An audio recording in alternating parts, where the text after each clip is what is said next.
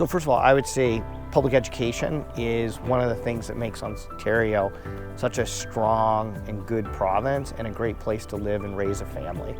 And so I'm advocating for more funding in our public education system to lower class sizes, to address the repair backlog in our schools. I mean, the fact that so many of our schools don't have proper ventilation, good air quality, the fact that we need to renovate those buildings to help address the climate crisis and reduce utility costs for our school boards. I think the pandemic has really highlighted the importance of having high quality indoor air quality. Our students deserve that. Those are our kids. They deserve to learn in healthy spaces. And they also deserve a guarantee that they can learn in class. So we're absolutely opposed to mandatory online learning or hybrid learning. I think the pandemic has shown us that students thrive when they're learning with teachers. We do believe the funding formula for education needs to be reformed, in particular to really look at student need. There's a number of schools that have a disproportionate number of students with special needs or maybe who come from more marginalized backgrounds, and the funding formula should reflect that, so schools have enough resources to hire education assistants and other support staffs, guidance counselors, to make sure those students get the supports they need, including mental health supports, which is a big part of our mental health strategy, which I've discussed.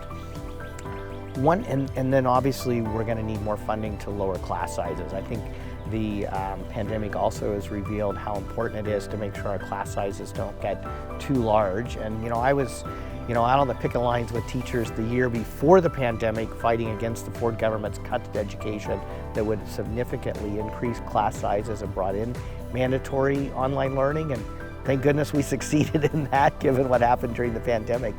But and the final one, I want to talk a little bit about post-secondary education. Ontario has the highest per capita tuition rates of any province in the country and the lowest per capita funding for post-secondary education in the country.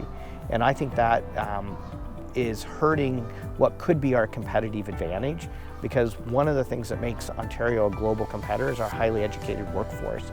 And we need to make sure that it's affordable and it's accessible. So we would reverse the Ford government's cuts to the student assistant programs, OSAP. And not only would we reverse the cuts, but we would shift the funding from loans to grants, so young people don't graduate with crushing levels of debt when they're starting out in life, which makes it even harder to afford a house given the housing crisis. And we have a whole generation of Ontarians wondering if they'll ever own a home given the housing crisis and student debt.